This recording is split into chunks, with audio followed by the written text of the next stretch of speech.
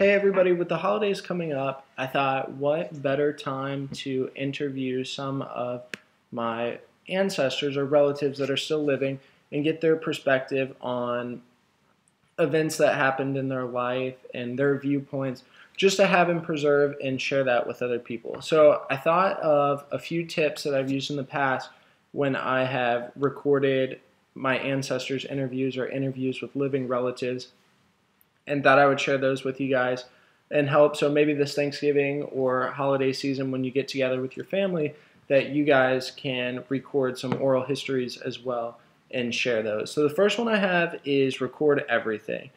And what I mean by that is, now that we have smartphones, you can download an app from Ancestry that's free, an app from Family Search that's free, and record, or even use the built-in microphone app on your phone and record everything that you discuss with that living relative.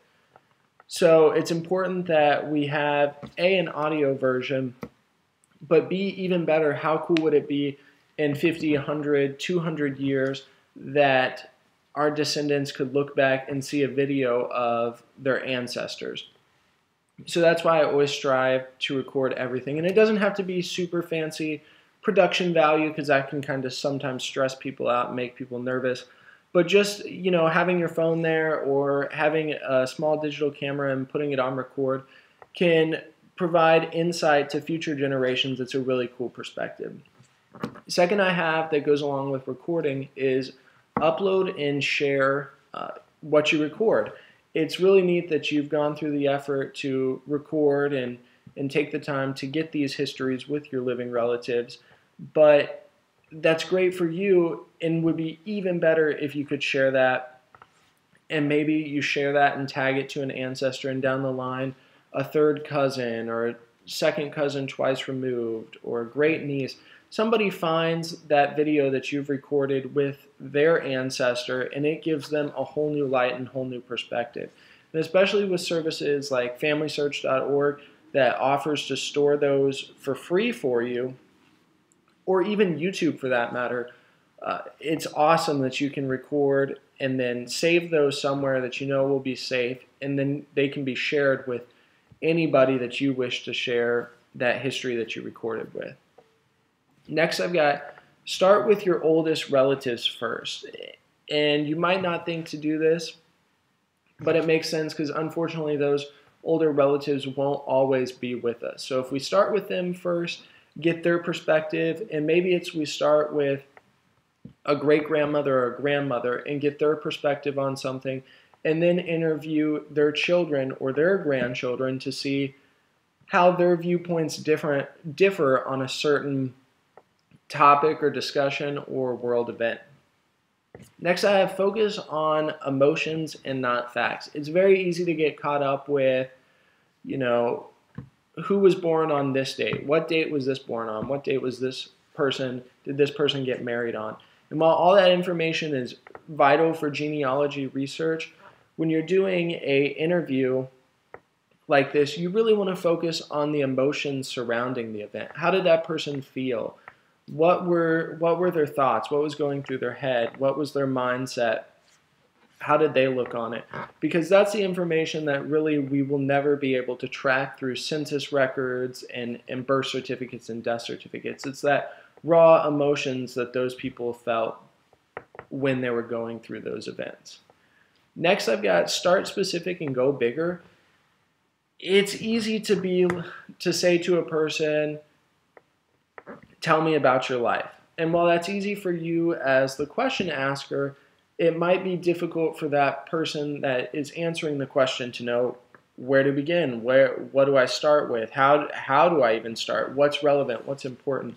So if you focus on a specific event and then let the conversation grow from there, you'll find that it's very easy to get a person to start talking by asking a very specific event in their past or event in time that they may have experienced.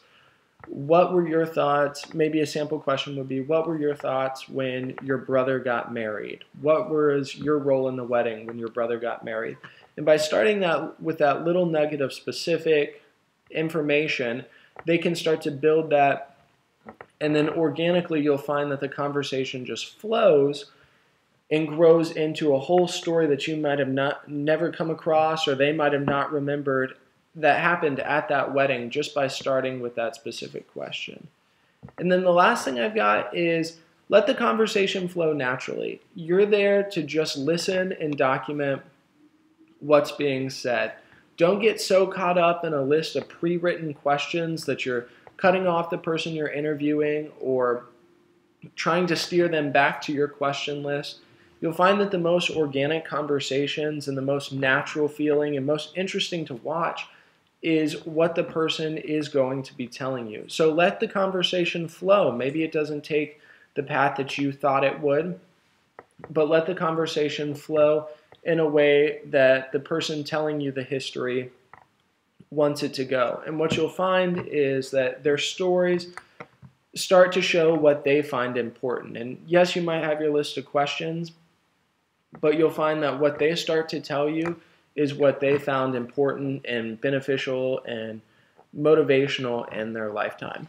So I hope you found these tips helpful and beneficial when recording your family history or starting to get ancestor interviews or living relative interviews.